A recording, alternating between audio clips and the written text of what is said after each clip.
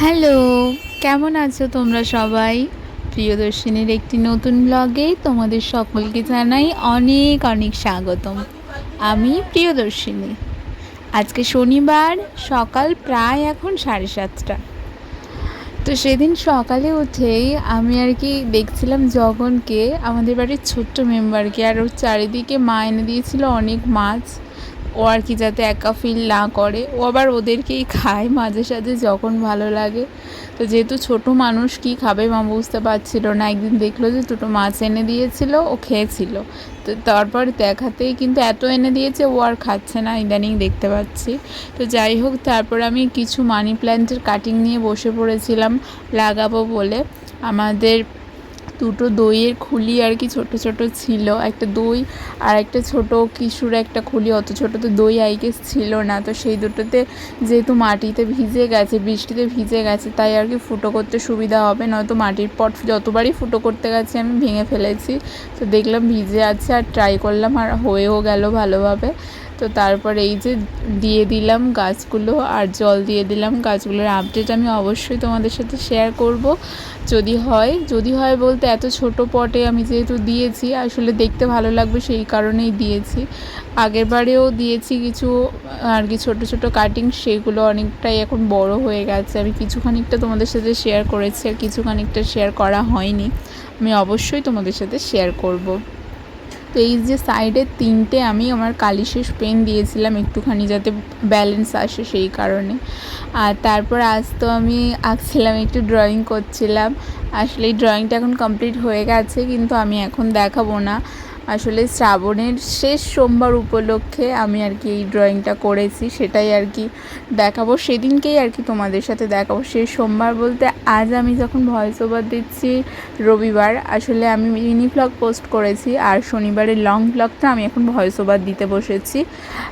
আজকে সন্ধ্যেবেলা না হোক, আজকে রাতে না হোক, কাল আমি ঠিকই পোস্ট করে দেব। আর এটা আমি আঁকছিলাম আর কি সোমবারের জন্য, শ্রাবণের শেষ সোমবার এবছর।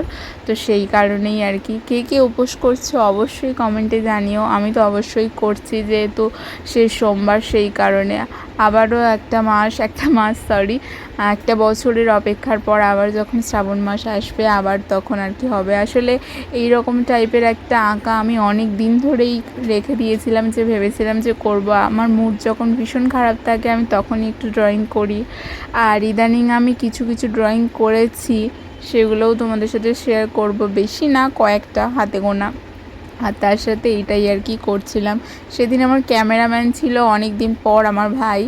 তো সেই কারণে ওকে বলছিলাম এদিক দিয়ে ধরে দে, এদিক দিয়ে ধরে দে। যদিও এই যে টাইমটা এতক্ষণ পর্যন্ত এঁকেছি, এটা আবার মুছে আমি নতুন করে করব, কেন কি আমার মনের মতো হচ্ছিল না, পছন্দ মতো হচ্ছিল না সেই কারণে। আর আমার ভাই আমাকে শুধু বলছিল দিদি এটা করিস না, ওটা কর, ওটা করিস না, ওটা কর। আমি বেসিক্যালি এটা কী টাইপের ড্রয়িং করছি অনেকেই হয়তো গেস করতে পারবে, আবার কেউ কেউ গেস করতে পারবে না। আসলে একটা জিনিস করতে চেয়েছিলাম, কিন্তু সেই রকম হয়নি, অন্য একটা করে ফেলেছি। আসলে এখন তো এআই এর যুগ, তো অনেকেই আর কি এরকম ভগবানকে জড়িয়ে ধরে এরকম পোস্ট আর কি করছে দেখছি, তো এআই দিয়ে বানানো। তো সেইগুলো আর কি আমি বাদ দিয়ে আমি আর কি একটু অন্য টাইপের বানাতে চেয়েছিলাম। তো আলটিমেটলি সেই রকম হয়নি। অবশ্যই ঈশ্বরে যেটা চান সেটাই হয় শেষ পর্যন্ত, তো সেরকমই হয়তো হবে। উনি হয়তো চেয়েছিলেন এই রকম কিছু, সেই কারণে। আমি খুব একটা ভালো আঁকতে পারি না, তবে ওই যে ছোটো থেকে ভালো লাগার লিস্টে আঁকাটা রয়ে গেছে, সেই কারণে কিছু এদিক ওদিক হলেই আমি একটু আমার খাতার পেন্সিল নিয়ে বেশি বসে পড়ি। আসলে রং দিয়ে খুব কমই এঁকেছি বলতে গেলে। রং দিয়ে আমি আঁকতাম, ওয়াটার কালার করতাম যখন আমি স্কুলে পড়তাম। তো সেই ক্ষেত্রে ওয়াটার কালারটা শেখা আমার বাপির হাত দিয়ে। আসলে আমার বাবা খুব ভালো ওয়াটার কালার করতে পারে, পেন্সিল স্কেচও ভীষণ সুন্দর করে, তো ওনার কাছ থেকেই আমার শেখা। তো ওয়াটার কালারটা আমি সচরাচর করি না। আর ওই যে বললাম, আর আচ্ছা আঁকাটা শেষ হলে অবশ্যই তোমাদের সাথে শেয়ার করব আমি।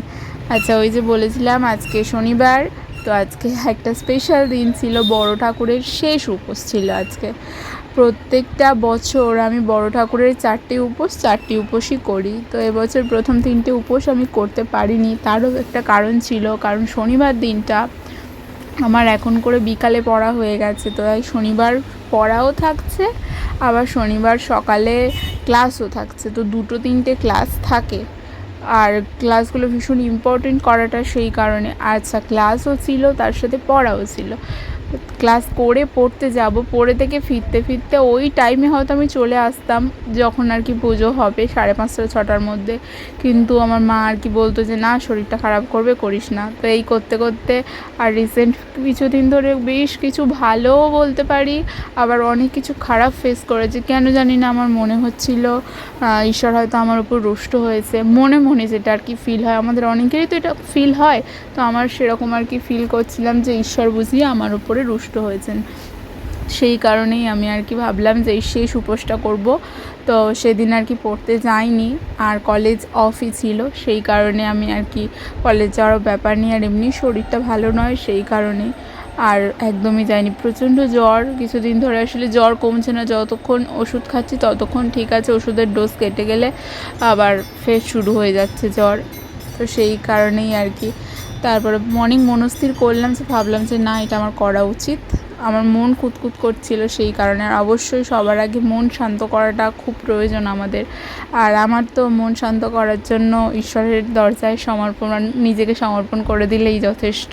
তো সেই ক্ষেত্রে আসলে এখানে আমি অনেকক্ষণ ধরে দাঁড়িয়েছিলাম, পূজা তখন হয়ে গেছিলো, আমি তারপরে আর কি ভিডিও করে দেখাচ্ছিলাম। তো অনেকক্ষণ দাঁড়িয়েছিলাম, আমি নোটিস করিনি, তারপরে দেখলাম যে একটা বাচ্চা সাপ, তো সেইটাই আর কি দেখছিলাম। জানি না তোমরা কতটা কি দেখতে পেয়েছো। তো যাই হোক, তারপরে আর কি এই প্রসাদ নিয়ে বাড়ি চলে আসলাম। আজকের ব্লগটা এই পর্যন্ত। তোমরা সবাই অনেক ভালো থেকো।